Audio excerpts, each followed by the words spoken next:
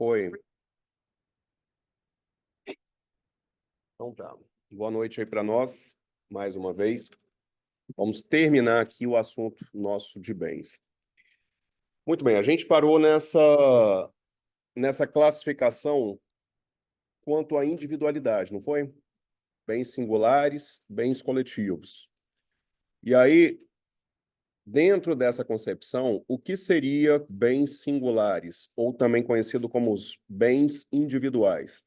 Posso falar? Coloca assim: são individuais ou singulares os bens que podem ser reunidos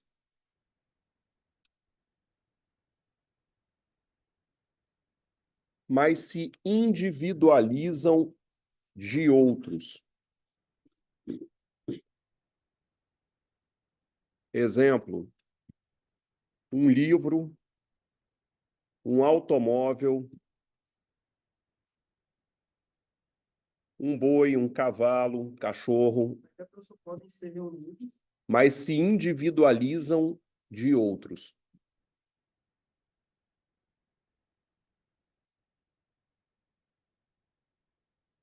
Esses bens singulares, eles não se confundem com simples e compostos. Simples e compostos é uma subclassificação dentro deles. O que é um bem singular simples? Coloca assim: são formados de várias partes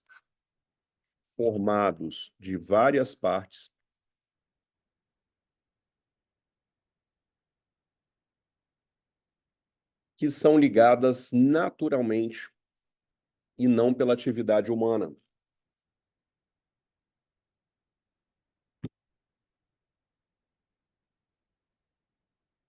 Exemplo, seu cachorro, cabeça, pata, rabo, e essas partes estão ligadas de forma natural, não foi um engenho humano que fez isso.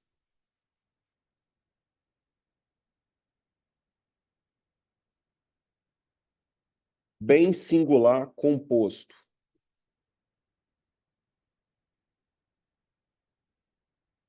Formados por várias partes que se unem por força da atividade humana.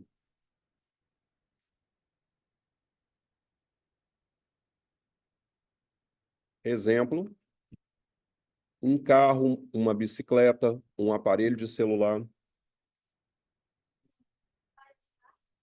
unidos pela atividade humana, pelo engenho humano. Exemplo, carro, bicicleta, um aparelho de celular.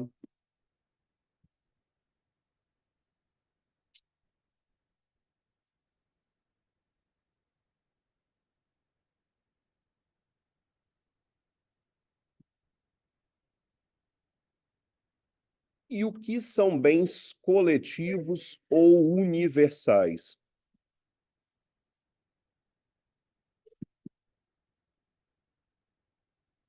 Anota o seguinte: são aqueles formados por vários bens individuais, são aqueles formados por vários bens individuais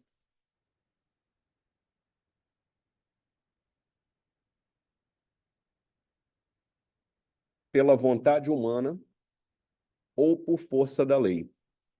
São aqueles formados por vários bens singulares pela atividade humana ou por força da lei.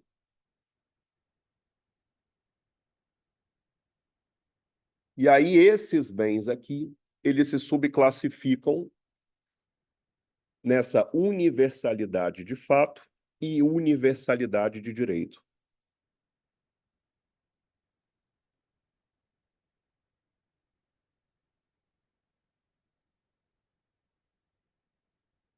Podemos? Universalidade de fato, primeiro. Coloca assim: é o conjunto de vários bens singulares, é o conjunto de vários bens singulares ligados entre si pela vontade humana.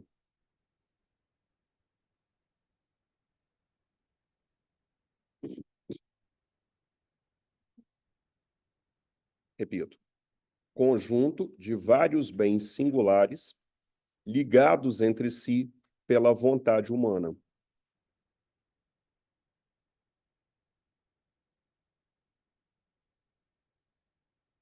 Exemplo: uma coleção de automóveis, uma biblioteca, cabeças de gado,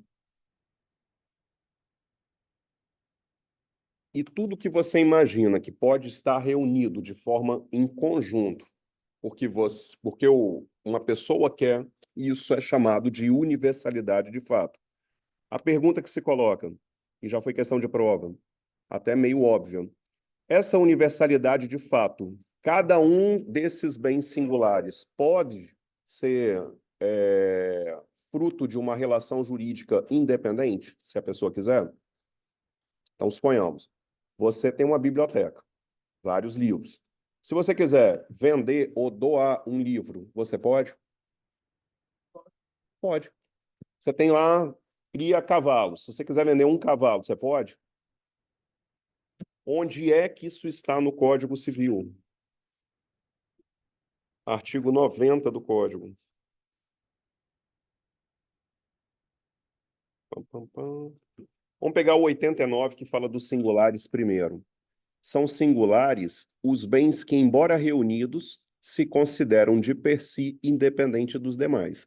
Então, bem singular é unidade mesmo. Então, isso aqui é um bem singular. Eu tenho uma coleção de copos, e aí isso já passa a ser uma universalidade de fato. Não é uma universalidade de direito. Porque a universalidade de direito, a gente fala o conceito daqui a pouquinho, é quando você tem vários bens singulares que estão ligados por força da lei. Aí já é não pela vontade, mas sim por uma determinação legal mesmo, tá? Artigo 90 do Código. Constitui-se universalidade de fatos a pluralidade de bens singulares que, pertencentes à mesma pessoa, tenham destinação unitária. Parágrafo único. Os bens que formam essa universalidade podem ser objeto de relações jurídicas próprias. Então, essa minha coleção de copos, se eu quiser vender um, eu posso. Não tem problema com isso. Beleza? Todo mundo entendeu isso? Parece ser meio complexo, mas é o simples mesmo. Você não precisa complicar o negócio, não. Entenda que bem singular é um unitário mesmo. Bem universalidade de fato é quando você tem reunião de vários bens singulares. Mas eles estão ali reunidos porque a pessoa quer que eles estejam. Tudo bem? Universalidade de direito agora. Coloca assim. Uma ventania danada hoje, hein? É o conjunto de vários bens singulares. Tá aqueles unidos diferentes. Né? É o conjunto de vários bens singulares que, por uma determinação legal,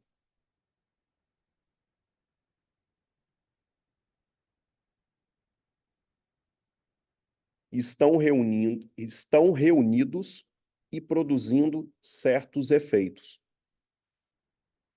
É o conjunto de vários bens singulares que, por uma determinação legal, estão reunidos e produzindo efeitos.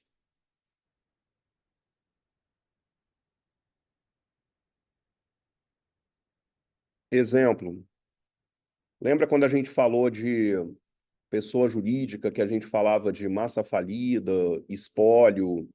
E o que é o espólio? O espólio é o complexo de patrimônio de uma pessoa que vai ser destinado para os seus herdeiros. O espólio, que é esse complexo de vários bens singulares que tem ali em conjunto, é essa universalidade agora de direito. O espólio se constitui em espólio não por força da vontade de alguém, mas é porque a lei considera dessa forma. Entendeu? Então, quando você tem um espólio, e o espólio nesse caso seria o quê, Ramon? São é o complexo de todo o patrimônio que esse indivíduo possui. Então, pode ser cabeças de gado, pode ser uma fazenda, pode ser diversos apartamentos, uma casa, uma kitnet, carros, não interessa. Então, o espólio é um exemplo disso. Outro exemplo, massa falida. A massa falida também entra aqui. A massa falida é a universalidade de um patrimônio que pertencia a uma pessoa jurídica que agora, por força de uma sentença judicial, se vê de forma conjunta. Tudo bem? E esses bens estão agora reunidos, a tal massa falida, não pela vontade de alguém, mas sim por uma determinação da própria legislação. Tranquilo até aqui? Artigo 91. Constitui-se universalidade de direito o complexo de relações jurídicas de uma pessoa dotadas de valor econômico.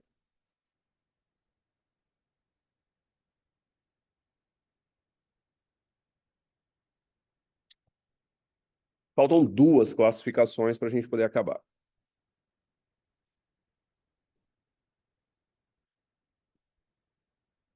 Quanto à dependência, os bens se classificam em bens principais e bens acessórios. Essa é, de fato, a maior classificação que nós temos aqui, porque esses tais bens acessórios, eles se subdividem em 5 modalidades de bens acessórios. Só isso. E essa classificação, pelo Código Civil, ele coloca que são bens reciprocamente considerados. O que significa bens reciprocamente considerados, Ramon? Você não faz a análise do bem em si mesmo, mas você analisa ele na dependência de outro, tá? Sempre analisando ele em conjunto com outro bem.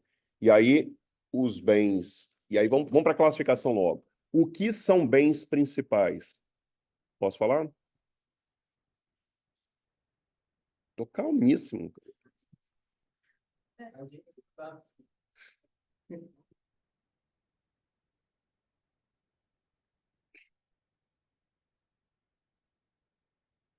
Posso agora?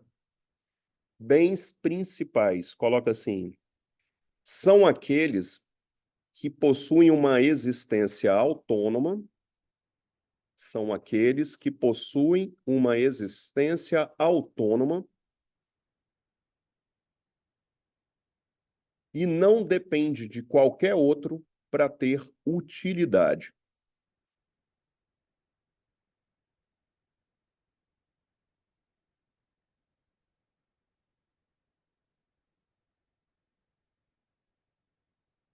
Exemplo,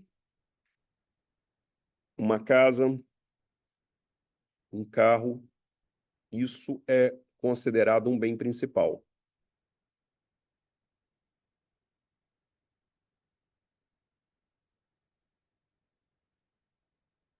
Bem acessório agora. Coloca assim. São aqueles que, para terem utilidade, dependem da existência do bem principal. São aqueles que, para ter utilidade, dependem da existência de um bem principal.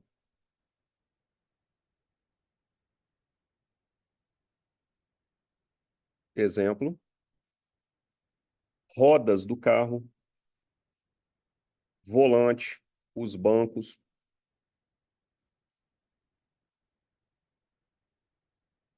portas de uma casa,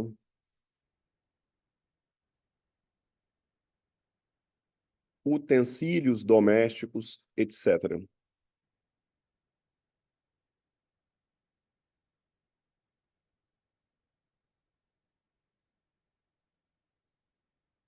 Daí, nós temos um princípio que é chamado princípio da gravitação jurídica. Esse princípio da gravitação jurídica, ele estava expresso no primeiro Código Civil. No atual Código Civil, ele não tratou o nosso legislador dele de forma expressa, em separado, em um artigo, tá? Só que, quando ele fala das diversas classificações de bens acessórios, e essas classificações de bens acessórios a gente vai estudar, vamos falar dos frutos, produto, pertença, parte integrante, benfeitoria. E aí, o que o nosso Código Civil ele estabelece é que quando nós temos as pertenças, e aí eu falo daqui a pouco de forma o que é pertença, entenda que as pertenças não se aplica a esse princípio da gravitação jurídica. Mas, professor, o que seria esse tal princípio da gravitação jurídica? O princípio da gravitação jurídica estabelece que o destino do bem acessório é o mesmo destino do bem principal. Regra geral, isso é uma quase que um princípio geral do direito, tá? Esse princípio da gravitação jurídica, então, ele estabelece que quando você dá alguma destinação do bem principal, o bem acessório segue junto com ele. Ramon, como assim? Eu vendo essa caneca para você. E aí eu chego para você e falo assim, cara, tô com essa caneca aí. E aí eu falei lá em casa que eu queria essa caneca, meu pai me deu uma de presente. Então tô com duas, não tem necessidade. E aí, você quer comprar essa caneca? Quero. A tampa vai com a caneca? Vai ou não vai? Vai. Concorda que a tampa é um bem acessório da caneca? A tampa é, de fato, um bem acessório disso aqui. O bem principal é a caneca. A tampa e o canudo que vem com ela, isso são bens acessórios. Quando eu vendo essa caneca para você, já está subentendido que a tampa também vai junto. Eu não posso, na hora de te entregar só a caneca. Você fala assim, Ramon, e a tampa? Ah, não, a tampa não. A tampa eu vou ficar com ela, porque pode ser que essa já tive um outro copo desse, caiu, quebrou a tampa, então quero ficar com a tampa dessa de reserva. Não, eu quero a tampa. E aí a pergunta, você pode exigir essa tampa de mim? Pode, porque essa é a regra. Regra geral, então, existe esse princípio da tal gravitação jurídica. Esse princípio da gravitação jurídica só não se aplica para pertença. Então, eu vou dar outro exemplo para você poder entender esse negócio que eu estou falando. Você resolve vender o seu carro. Aí você pega, anuncia, tira foto do seu carro da forma como ele está agora. E suponhamos que você pegou, trocou as rodas do carro, colocou outras rodas que são rodas não originais. Pagou uma grana para poder fazer isso. Não tem gente que faz esse negócio? Aí comprou, gastou lá 20 mil de roda, gastou mais não sei o que para colocar no carro. Aí ele me colocou, por exemplo, determinados acessórios, como um som que vai todo, toma quase o porta-mala do carro todo. Só que ele já tem na mente que quando ele vender esse carro, ele vai arrancar essas coisas. Tudo bem? Ele já está com isso na cabeça dele. Não, quando eu vender o meu carro, eu não vou vender. Essa aparelhagem de som aí é uma aparelhagem de som que me custou muito caro. Essas rodas custou 20 mil reais só as rodas. Então, eu não vou vender esse negócio. Aí eu guardei as rodas originais do carro e quando eu negociar e for entregar de fato, eu taco as rodas originais, arranco o som. Só que você vai arrumar um problema. Se você anunciou o carro com as fotos caracterizadas da forma como ele está hoje, e a pessoa vai lá, olha o carro, a não ser que você diga de forma bem expressa e pegue dele uma confirmação da compreensão mesmo, tá me entendendo?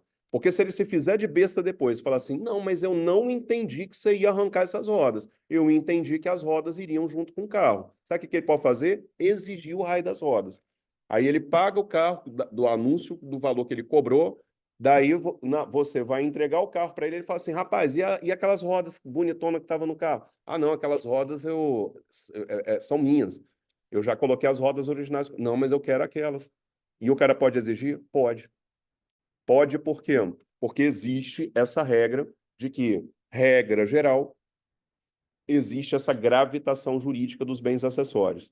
Essa gravitação só não se aplica às pertenças. Daí a pouco eu falo que são pertenças.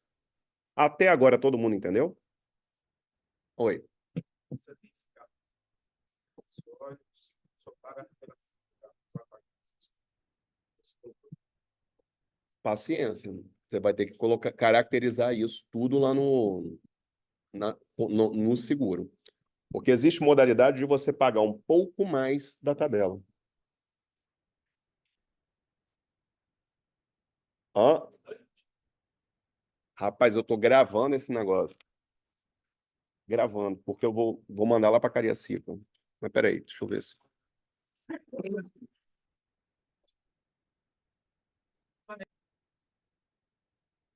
Tá. Até aqui todo mundo entendeu? Sobre esse princípio da gravitação jurídica? Sim? Ramon, então qual seria a melhor forma de, por exemplo, eu vender esse raio desse carro meu? Arranca tudo primeiro. Você está entendendo? Não vai vender com as rodas? Já tira as rodas. Não vai vender com aparelhagem de som? Já tira o aparelhagem de som antes. Aí não vai gerar, de fato, nenhum tipo de discussão jurídica sobre esse negócio. Porque aí você anunciou, de fato, você está vendendo daquela forma, respeitando boa-fé objetiva e acabou. Beleza? Pode. A pessoa pode chegar e falar assim, não, mas eu fui induzida a erro. Eu estava acreditando que eu estava comprando um automóvel, agora você está me entregando outra coisa. Você está entendendo? A gente vai falar daqui uns dias sobre vícios do consentimento. E o erro é um deles. E aí a pessoa pode querer reclamar a anulabilidade do negócio que ela fez. Vamos lá. A primeira modalidade de bens que nós temos acessórios são os frutos. E o que são frutos? Anota assim: é uma modalidade de bem acessório. Frutos é uma modalidade de bem acessório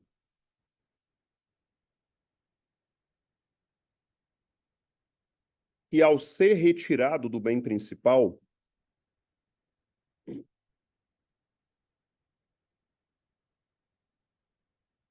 não gera diminuição da sua substância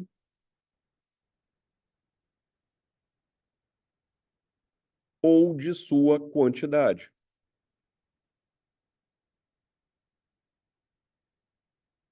Que, ao ser retirado do bem principal, não causa diminuição de sua substância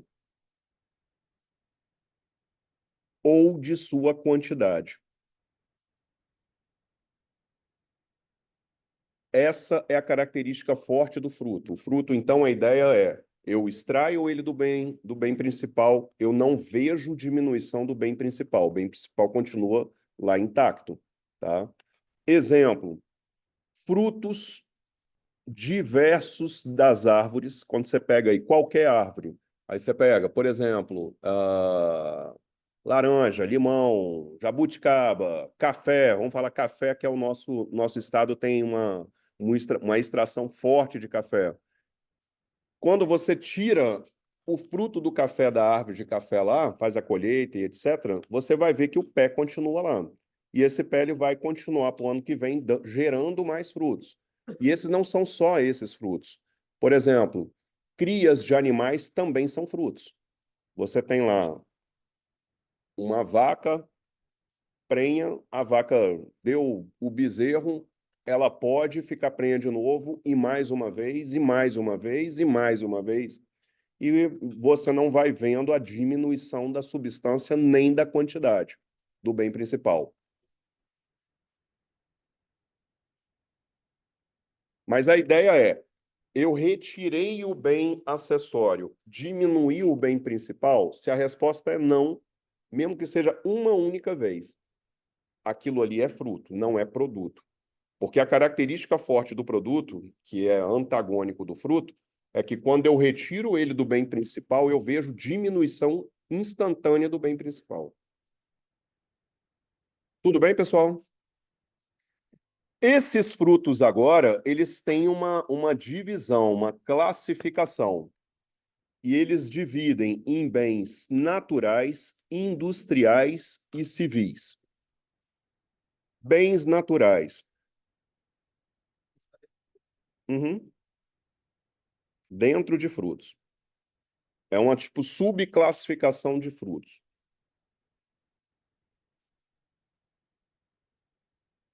Doutrinador adora, né, cara? Parece que os caras ficam pensando, né?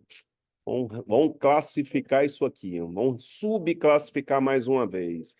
Só para a galera entender, decorar. De novo, é isso aí. E vão cobrar na prova, né? É isso aí. Bens naturais, frutos naturais, coloca assim, são aqueles que nascem da essência do bem principal. Frutos naturais são aqueles que nascem da essência do bem principal.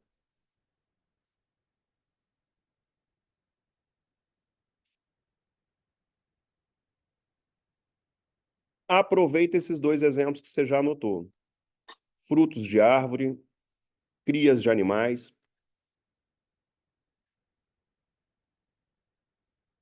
Nascem da essência do bem principal, os frutos naturais. Industriais, agora.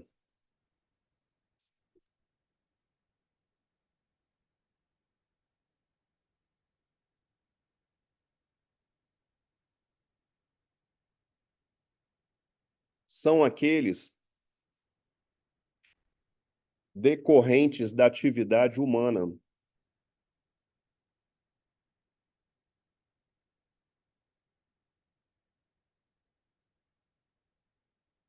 Exemplo, produtos produzidos de uma fábrica.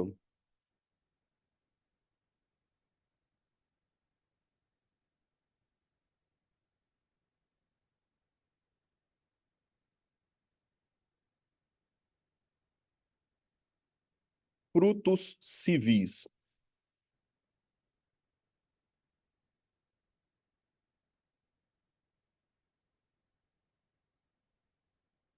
São os rendimentos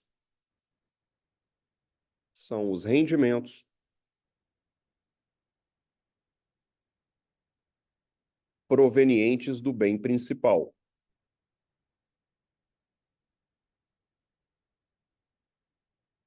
Exemplo, juros de uma aplicação financeira, e aí o dinheiro que se aplicou é o bem principal. Os juros que estão gerando ali são esses frutos aqui que a gente está falando. Hã? A venda da fruta, não, ela já é uma análise diferente, entendeu?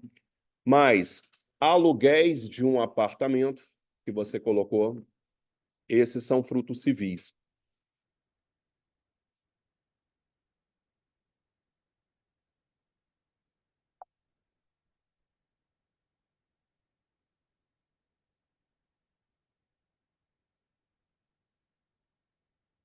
Quanto ao Estado,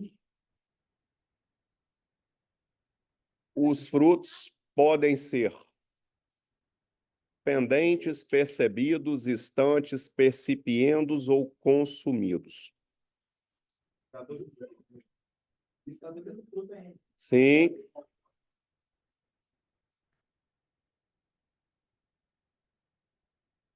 Frutos pendentes. Coloca assim.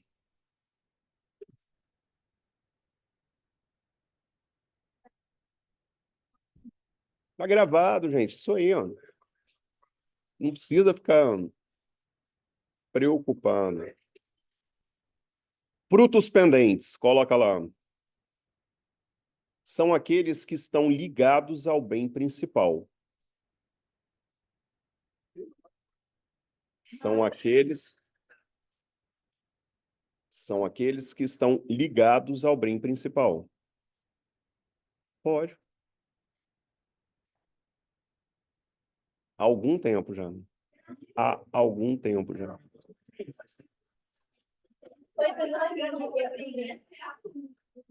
Percebidos agora. Um exemplo.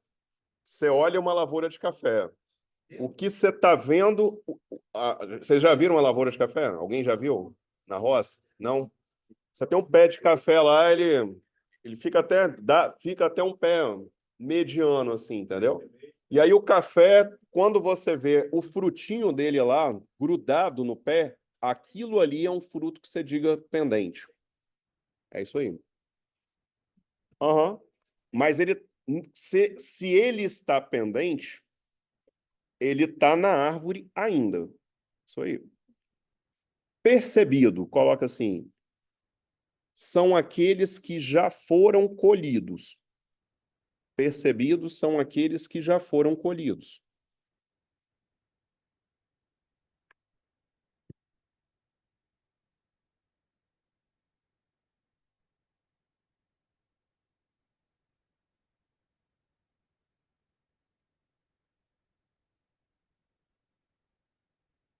Estantes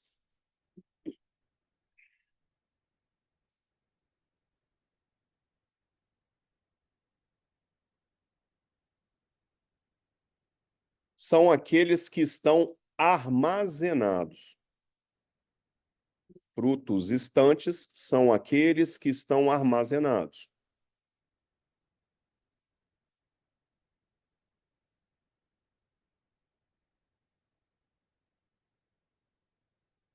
Então, dentro de uma lógica dessa para plantação de café, lavoura de café, então, sei que a maioria aqui não é da roça, mas se você fosse da roça, você saberia mais ou menos isso.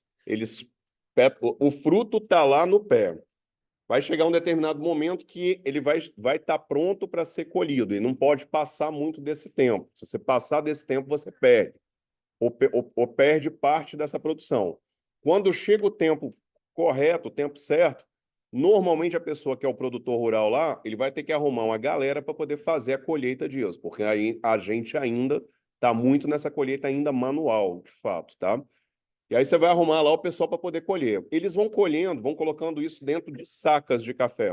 Ou eles colocam, por exemplo, dentro de um recipiente, porque esse café, antes de ser guardado de fato, antes dele ficar nessa condição de estante, ele precisa passar por um processo de secagem. E eles fazem isso em terreiro de fato.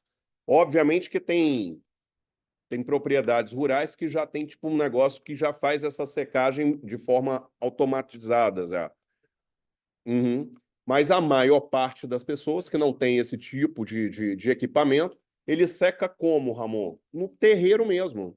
E aí ele tem que ficar espalhando aquele negócio, o sol ali a pino em cima, e aí ele vai, tipo, desidratando, tá? Vai chegar uma hora que vai ficar só, tipo, a casca mesmo e a semente dentro. Porque o café, o que se aproveita é a semente interna dela. É aquilo ali que você vai aproveitar, tá entendendo? Quando esse processo já aconteceu, que você tem agora o fruto só totalmente desidratado, normalmente como é que você faz? Você coloca isso dentro de sacas mesmo de café e você mantém isso estocado lá. Aí você tem que achar alguém, por exemplo, para poder fazer a retirada dessa casca. E isso aí é lugar onde eles chamam de pilar café. Esse negócio de pilar café, você vai mandar para uma pessoa, onde ele vai ter uma máquina dessa, e essa máquina faz um processo todo de retirada dessa casquinha agora, tá? E aí vai ficar só o grão mesmo, só que esse grão ainda, ele é um grão tipo cru. Ele ainda não está pronto para poder ser produzido, mas é aquilo ali que você precisa, entendeu? Meu avô, por exemplo, lá de Afonso Cláudio, mexia, ele tinha uma máquina dessa daí. Então, a gente via esse processo todo. A máquina dele, por exemplo, ele no final ele já até selecionava esses grãos depois. Então ele passava tipo por umas esteiras e aí assim os grãos que estão perfeitos eles ficavam tipo mais selecionados. Os que estavam quebrados ou eram menores eles iam passando por esse processo e aí a máquina dele tipo já selecionava grãos mais caros e grãos piores desse produtor rural. Aí depois isso também ficava lá estocado. Porque café é um tipo de agricultura que você consegue tipo armazenar por um tempo, você não precisa vender na hora, como fruta, por exemplo. Fruta não tem jeito, você colheu, armazena aquilo ali em caixote, uns caixotinhos de madeira, e o cara precisa de fato passar logo para o atravessador, porque se ele demorar demais, o negócio estraga. Café não. Café você consegue guardar até um ano e pouco, entendeu? E você guarda por quê, Ramon? Porque quando está no momento da produção de fato, o preço cai. Aí você segura, se você tem condição de segurar, né? Você tem uma grana, por exemplo, para poder se manter. Quando você aproveita a escassez do negócio, quando está fora da safra, aí você vai lá e vende. Você consegue vender pelo dobro, pelo triplo, você está entendendo? É mais ou menos assim que eles jogam esse negócio. Percipiendos agora. Coloca assim: são os frutos que deveriam ter sido colhidos e não foram. Percipiendos são os frutos que deveriam ter sido colhidos e não foram. Então, percipiendos são aqueles que estragaram.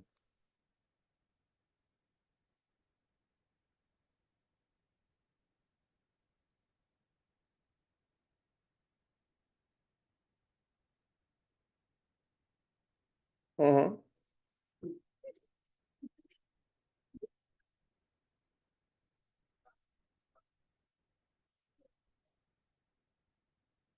E consumidos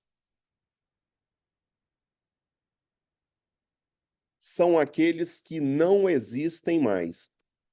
Frutos consumidos são aqueles que não existem mais.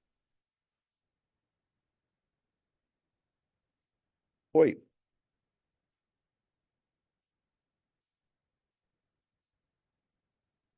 Aí não vai ter estante. Aí você tem que, de fato, adequar, tá me entendendo?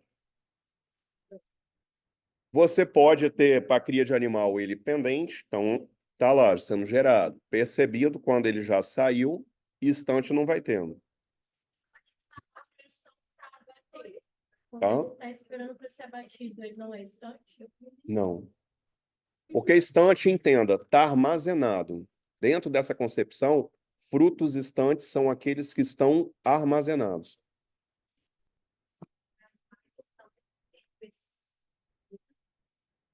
Cara, não vejo muito eles citarem para animal, não.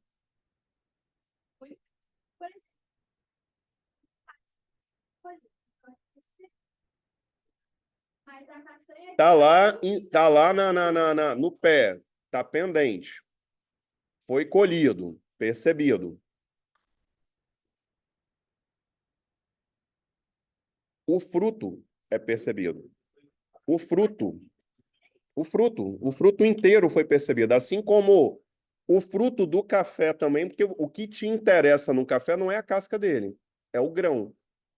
São duas sementes que ficam lá dentro. Tá me entendendo? Dentro dessa concepção, a gente pode adotar isso também para o caju. O que interessa não é nem o fruto em si, é a semente ali que você vai vender depois. Aquilo ali é que é caro.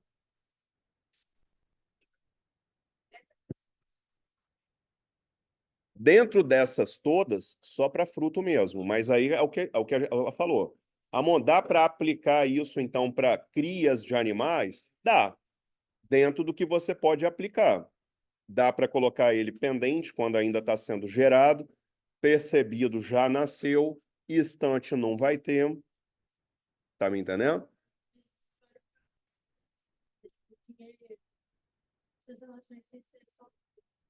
Dos frutos civis, né? Cara, aí também você vai ter que adequar, porque dinheiro não vai ter ele pendente. Dentro dessas 5 aqui, fruto mesmo.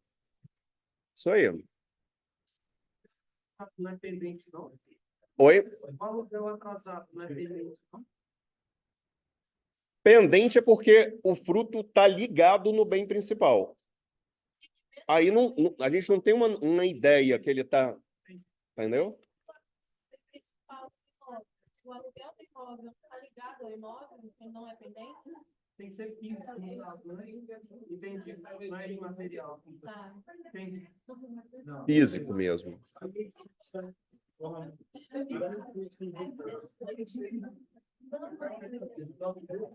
Dá para tentar adequar ao máximo, mas também não se aplica a todos.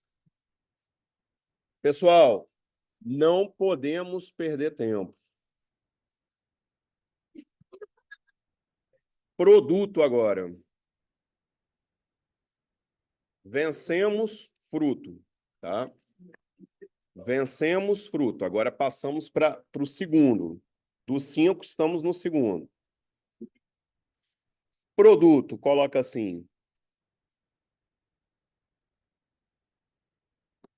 São modalidades de bens acessórios. São modalidades de bens acessórios que, ao serem retirados do bem principal,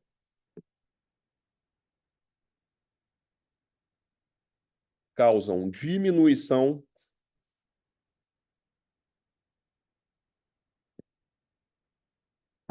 de sua substância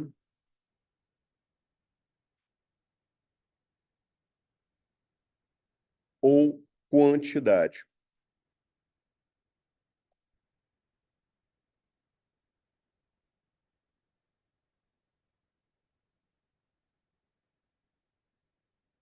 Exemplo, Ramon.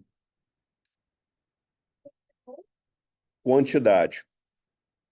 Então, a ideia aqui, para ser produto, você tem que imaginar que você vai tirar do bem principal e você vai diminuir a quantidade de bem principal ou modificar a substância dele. Exemplo, professor, extração de granito que a gente tem aqui no nosso estado. Forte de granito, né? Aham. Então, quando você tem a pedreira é o bem principal. Quando você faz extração de granito ali, você vai retirando aqueles paredões e transformando aquilo em bloco, e vai vendendo esses blocos, ou você pega, faz processamento em chapa já, para poder ganhar mais, ali nós temos exemplo de produto. Então, a ideia de produto, petróleo também seria a mesma ideia, entendeu? No que eu retiro extração de petróleo, eu vou diminuindo a jazida de petróleo. Jazida mineral, de qual for, areia, por exemplo, a mesma coisa, tá? E a ideia de produto não tem reposição. Diferente do fruto que se repõe naturalmente, aqui não. Aqui, no que você extrai, já vai causando degradação. Por isso que quando você tem retirada de produto, no modo bem geral, você precisa pagar royalties por isso. É indenizado os royalties. E os royalties, de fato, é uma indenização que você faz pela degradação que você está causando.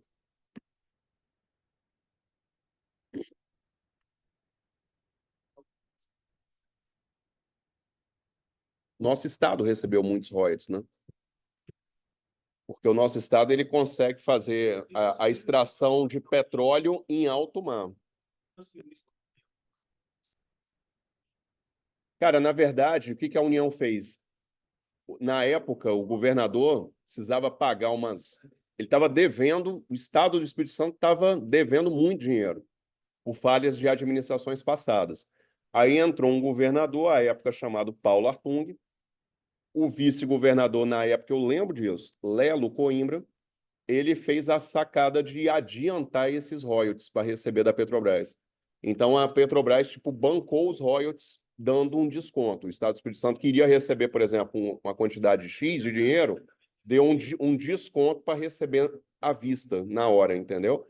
E com esse dinheiro foi o que se reequilibrou o Estado. Porque, só para vocês terem ideia, em momentos passados aí, o governo do Estado do Espírito Santo ficou devendo 6 meses de salário para os servidores. E não tinha de onde sair dinheiro. Quem era só servidor, cara, Nossa Senhora da Penha. Hã? Qualquer. Na verdade, não era só executivo, não. O judiciário meio que acompanhou na época, não tanto, mas o executivo que sofreu mais, entendeu? Pertenças agora, coloca assim. São modalidades de bens acessórios, pertenças, são modalidades de bens acessórios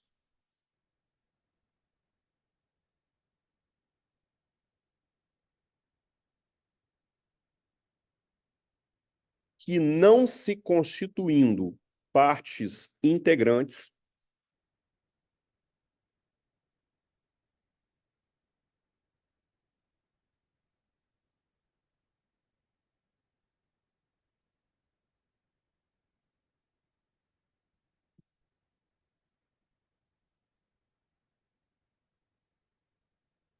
se destinam de forma duradoura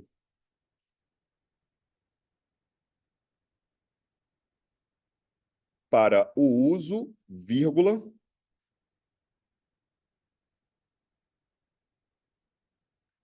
serviço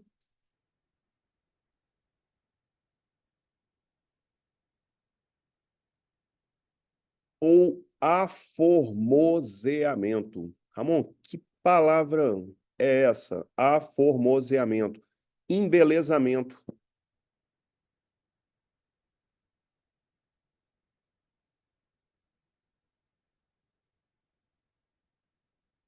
Exemplos de pertenças, então, que a gente pode considerar. Você tem casa que o pessoal, por exemplo, tem aqueles vasos enormes que coloca cacto, não tem negócio? uma estátua que o cara tenha lá, isso aí é uma pertença, ligada com a ideia de aformoseamento, para tornar o ambiente mais bonito. Mas a pertença, ela não fala só de aformoseamento, ela fala de uso, serviço e ou esse aformoseamento. Então, são consideradas pertenças, por exemplo, televisão, sofá, seus utensílios domésticos, todos são pertenças. E como eu falei no início, regra geral, quando você tem aquele princípio da gravitação jurídica, ele não se aplica às pertenças, via de regra. Por exceção, pode até se aplicar, mas regra geral não se aplica, tá joia? Essa é a regra. Então, suponhamos, você vai vender seu apartamento ou vai vender sua casa. A pessoa vai lá conhecer a casa. Ele já sabe que você vai tirar a cama, você vai tirar a televisão, você vai tirar a sua geladeira, o fogão, você vai tirar a sua cervejeira, você vai tirar as coisas, entendeu? O que você não pode retirar são as partes integrantes. As partes integrantes de uma casa ficam. De fato, você não pode fazer a retirada delas. Agora, as pertenças, regra geral, você vai retirar. Elas não fazem parte da negociação. Tanto é que, se você for vender uma casa e você vai vender com tudo que está lá dentro, da forma como ela está, você vai automaticamente cobrar mais caro por isso. Você vai num condomínio, aí eles estão vendendo um apartamento, e o cara, por exemplo, está indo embora para os Estados Unidos. Então, ele está vendendo um apartamento tipo de porteira fechada, com tudo que está lá dentro. Ele cobra mais caro de um outro apartamento que o cara vai vender, por exemplo, só o apartamento. É bem mais barato. Entendeu? Essa é a noção. Então, nos negócios jurídicos que dizem respeito ao bem principal, não se aplicariam as pertenças. As pertenças, então, estão fora, via de regra. Daí nós temos pertenças, como nada é tão simples assim. Maria Helena Diniz, que é uma autora de direito civil, ela fala que nós temos pertenças necessárias e pertenças não necessárias. O que seriam pertenças necessárias? Vou dar um exemplo. Instrumentos musicais, que você, por exemplo, está querendo conhecer um apartamento para comprar, você chega lá num quarto, o cara gosta de música, ele é músico, aí ele tem violão, bateria eletrônica, ele tem um teclado. Você acha que ele vai deixar essas coisas com a venda do apartamento? Isso são pertenças, tá? Agora, o sujeito está vendendo um estúdio musical, onde faz gravação, por exemplo, tipo de vinheta de político, essas musiquinhas de estabelecimentos gerais. Eu tenho um primo que mexe com isso, lá em Cariacica. E aí suponhamos que Paulinho está vendendo o estúdio dele, porque agora ele passou num concurso e não vai mais mexer com isso. Está subentendido que tudo no que diz respeito à música lá dentro vai ficar ou ele vai tirar? Vai ficar. Então ele não pode retirar, por exemplo, os instrumentos musicais que faz parte do estúdio, porque ele não está vendendo a sala comercial, ele está vendendo um estúdio. E quando ele vende um estúdio, tudo que está lá dentro, de fato, vai ficar. Vai ficar, então, a mesa lá de som dele, vai ficar a bateria, vai ficar as guitarras, violão, baixo, vai ficar tudo lá dentro. Porque o que você está adquirindo dele é o estúdio musical. Tudo bem? Aí a Maria Helena Diniz chama isso de pertenças necessárias. Quando tem pertenças necessárias, estas sim vão ficar, porque o código já fez menção a ela. A não ser que você, dentro de uma casa, está indo embora para outro país, você quer de fato deixar tudo, que não te interessa levar essas coisas. Porque lá nos Estados Unidos, essas coisas você vai comprar de novo, porque são bem mais baratos, inclusive. Então, você não vai gastar, por exemplo, com peso no avião, você vai levar minimamente as roupas que você tem. Necessárias é que faz o funcionamento do que ele está vendendo. Exatamente. Tá? Onde é que isso está? Artigo 93 tem um conceito de pertença. São pertenças os bens que, não se constituindo parte integrante, se destinam de modo duradouro ao uso, ao serviço ou ao formoseamento de outro. 94, volto a ler. Os negócios jurídicos que dizem respeito ao bem principal não abrangem as pertenças, salvo se o contrário resultar da lei, da manifestação da vontade ou das circunstâncias do caso. Pelas circunstâncias do caso, estou vendendo um estúdio musical. Então, já está subentendido que os equipamentos vão ficar. Se eu depeno lá, aí já está errado. O cara vai falar, eu não comprei um imóvel, eu comprei um estúdio. Entendeu? Pertenças necessárias. Aham. Necessárias e não necessárias. Esses equipamentos musicais para uma casa são pertenças não necessárias. Não, aí é... Aham. Parte integrante agora.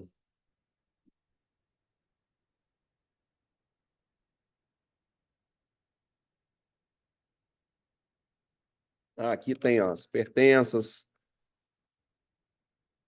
Essas pertenças essenciais são as tais necessárias que eu falei. Necessárias e não necessárias. É a mesma ideia de essenciais, não essenciais. Parte integrante. Coloca assim. É uma espécie de bem acessório. É uma espécie de bem acessório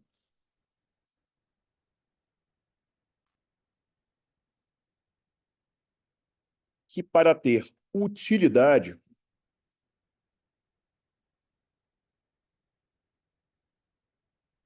precisam estar ligadas ao bem principal.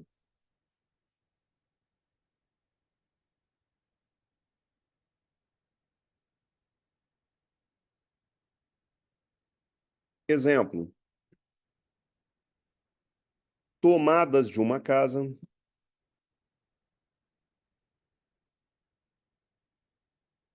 os lustres da casa, torneira, vaso. Oi? Não pode. Isso é parte integrante. As portas da casa. Aí vem a ideia, Ramon, eu posso depenar a casa, então, se eu vendo meu apartamento, eu vou lá, arranco tudo, inclusive porta, arranco tudo, deixo só parede. Pode? Não. Se você fizer isso, está errado. Ah.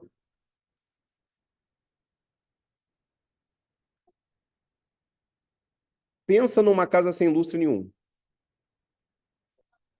Você está entendendo? Sem nada. Porque no que tem o lustre, ele segura a lâmpada. A não ser... Espera aí, deixa eu aproveitar seu exemplo. A não ser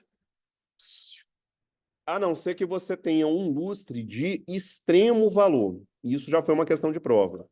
A pessoa foi lá, comprou um lustre, tipo, daqueles altamente sofisticado, aquele negócio que só dá para colocar em casa de milionário mesmo, tem que ter pé direito alto, aí aqueles lustres que parece de palácio mesmo, que desce aquele monte de cristalzinho, você tá entendendo? Ali, tudo bem. Pode ser entendido como sendo uma pertença.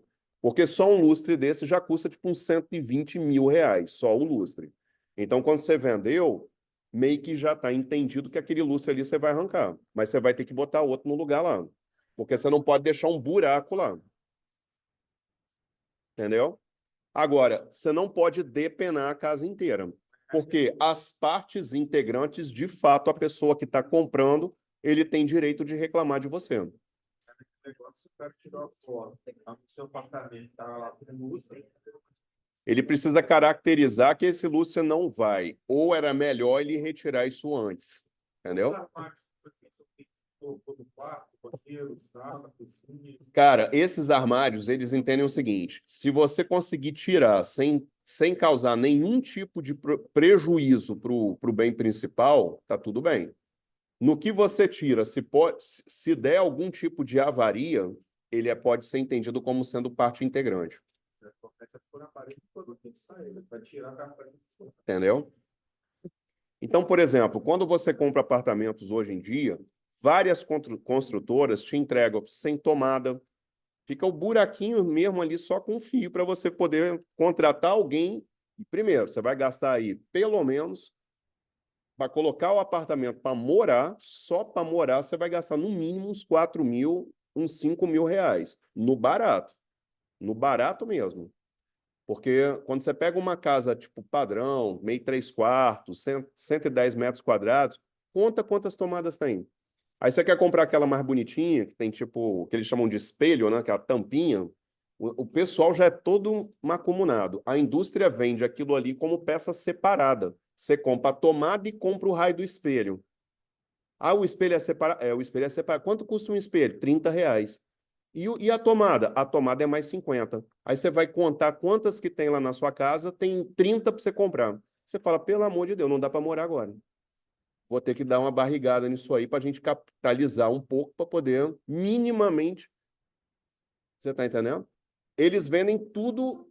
Aí você fala assim: ah, Ramon, mas tem consultora que entrega bonitinho para morar? Tem.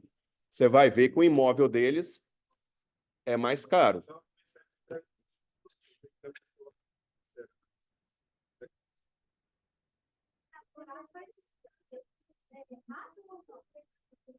É o que você está comprando, entendeu? De fato, não deveria, mas eles vendem mais ou menos dessa forma. Então, por exemplo, eles não entregam chuveiro, eles não entregam aquele blindex do banheiro, nada disso. Não. Porque quando você compra no contrato, e se você lê o contrato, você vai ver que ele caracteriza que vai ser entregue dessa forma mesmo. Entendeu? Para frente agora. Benfeitorias. Coloca assim. É a última modalidade também, tá? É uma espécie de bem acessório. Benfeitoria é uma espécie de bem acessório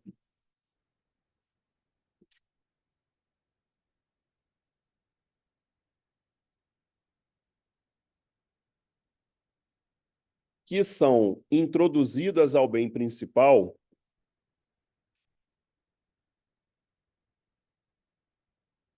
para conservação, vírgula,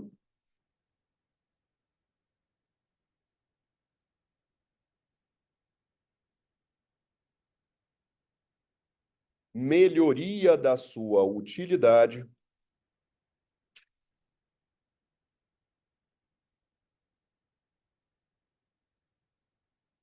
ou aformoseamento. De novo. Amor, então qual que é a diferença das pertenças com essa ideia de aformoseamento que tem a elas, das benfeitorias? Que as benfeitorias chamadas de voluptuárias, que são as de mero deleite ou aformoseamento, elas são introduzidas no bem principal por uma pessoa que não é o proprietário, tá? Benfeitoria liga benfeitoria, algo que são acopladas ao bem principal por uma terceira pessoa que não o dono do bem, tá bom? As benfeitorias, então, elas são subclassificadas em 3 modalidades. Como está aqui no slide, necessária, útil, voluptuária.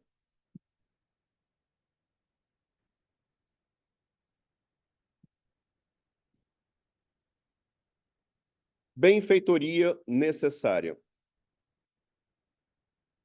são aquelas que objetivam a conservação do bem principal.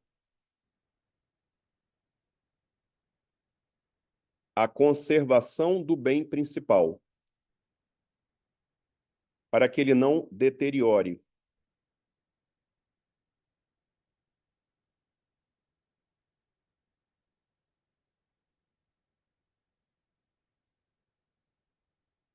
Exemplo, pintura de uma casa,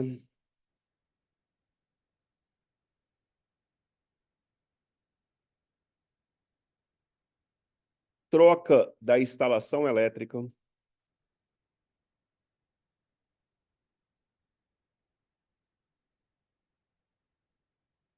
conserto de um telhado,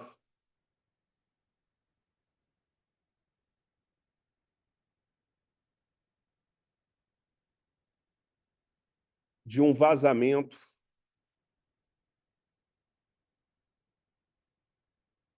etc. Então, a benfeitoria necessária é tudo que você imaginar que você possa fazer no bem principal para que ele não se deteriore, para você conservá-lo. Isso, de fato, vai ser uma benfeitoria necessária. Benfeitoria útil agora. São aquelas que facilitam o uso do bem principal.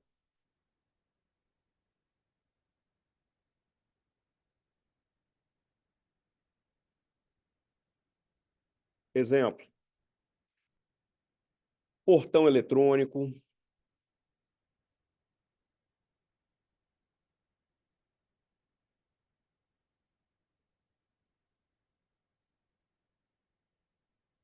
construção de mais outro banheiro,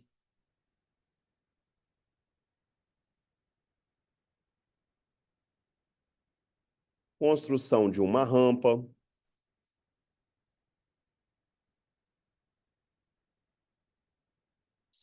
você instalar monitoramento de uma casa, colocar as câmeras lá, por questão de segurança.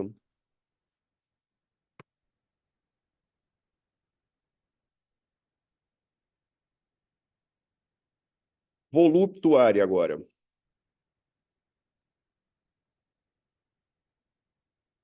São aquelas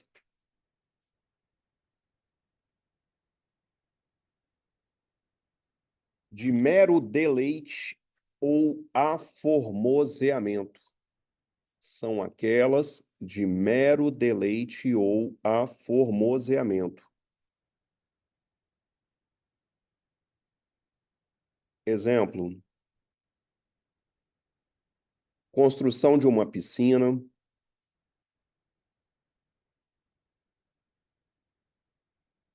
área de lazer,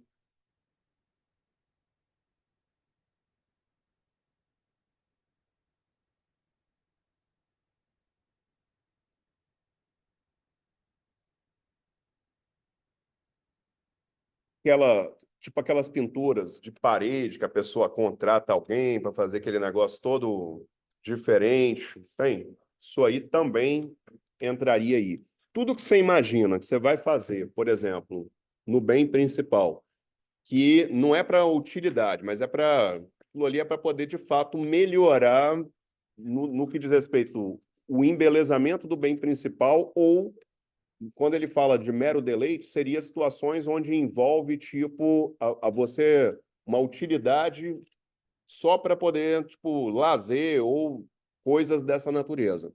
Aí a gente está falando de benfeitorias voluptuárias. Essas são voluptuárias. Beleza? A pergunta é: por que que eu preciso saber essas três classificações? Porque o nosso Código Civil, e como eu disse, é entendido como benfeitoria quando essas benfeitorias sejam inseridas no bem principal por uma pessoa que, de fato, não é o possuidor do bem principal. Daí vem a ideia do nosso Código Civil de separar uma posse que ele chama de boa-fé versus posse de má-fé. O que é uma posse de má-fé? Quando você tem um possuidor e ele não tem autorização para estar na posse.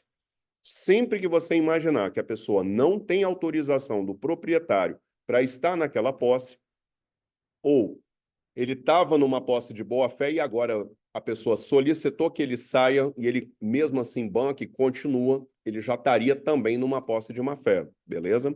Então, sempre que a pessoa está na posse de um bem sem autorização do proprietário, de fato ele está numa posse de má-fé.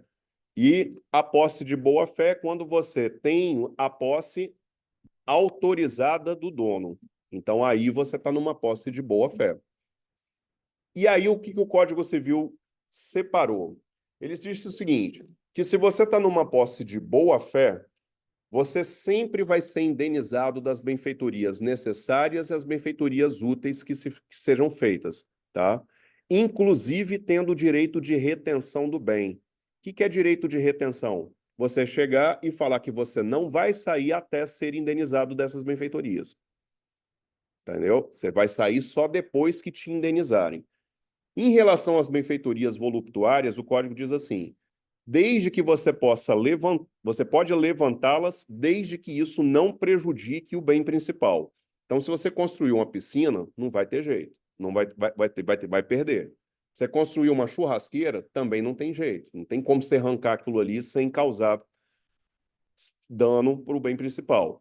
Agora, você pegou, colocou, por exemplo, esses vasos de cacto lá, colocou uma estátua lá, e aquilo ali você pode retirar sem que haja prejuízo do bem principal. Essas benfeitorias voluptuárias, de fato, você tem direito a tirá-las, a retirá-las, nessa posse de boa-fé. Do que você imaginar que, ao ser retirado, vai causar prejuízo ao bem principal, não vai poder mais. Tudo bem, pessoal?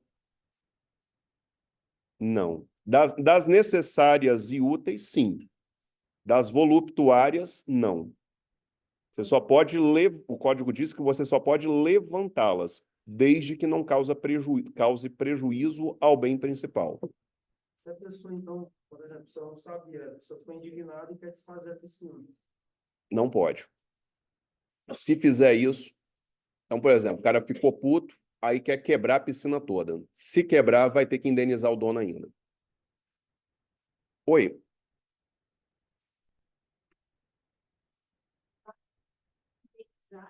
E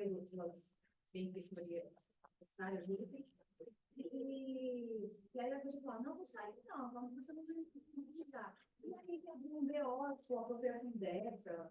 Você entra questionando uma contestação com o artigo 1219 do Código Civil, que diz assim: o possuidor de boa-fé tem direito à indenização das benfeitorias necessárias e úteis, bem como quanto às voluptuárias, se não lhe forem pagas, a levantá-las, quando se puder, sem detrimento da coisa, e poderá exercer direito de retenção pelo valor das benfeitorias necessárias e úteis.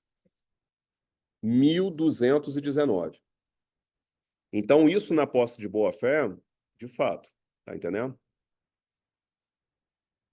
Agora, se a pessoa está numa posse de má-fé, suponhamos, o sujeito está lá, desempregado, ficou num perrengue, aí foi despejado do apartamento, andando por um determinado bairro, viu que tem uma casa lá abandonada, percebeu que passa uma semana depois a casa está do mesmo jeito, e fala, quer saber? Vou cair para dentro dessa casa aqui. Aí ele pega, entra na casa e faz alguns acertos mínimos para poder a casa se tornar habitável. Esses primeiros acertos mínimos pode ser entendido como sendo benfeitorias necessárias, entendeu? Então, por exemplo, ele foi lá, tipo, limpa o quintal todo, ele foi lá, tipo, consertou telhas que estavam quebradas, consertou um reboco, pintou a casa. Tudo isso vai ser entendido como sendo benfeitoria necessária. Aí o Código Civil diz que, mesmo numa posse de má-fé, as benfeitorias necessárias você tem direito a ser indenizado. Só elas, tá? Mesmo numa posse de má-fé. Só que você não tem direito de retenção. A pessoa pode, então, entrar com uma ação de reintegração de posse, colocar você para fora, mas de tudo que você tenha gasto de benfeitorias necessárias, você pode cobrar indenização.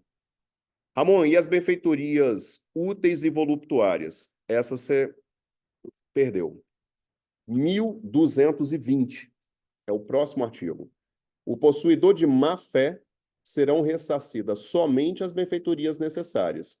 Não lhe assiste o direito de retenção pela importância destas, nem de levantar as voluptuárias. Então, se você colocou aqueles vasos com cacto lá, quer levantar, o cara fala, não, deixa quieto aí. Você está entendendo?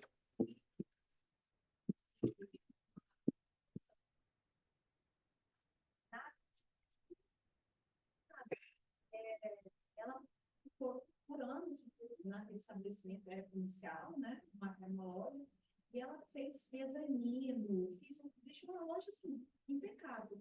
E na hora dela sair da loja, que eu tinha ido para o lugar, ela tentou negociar um valor com o dono e ele falou, eu quero do jeito que eu te aluguei. Direito dele.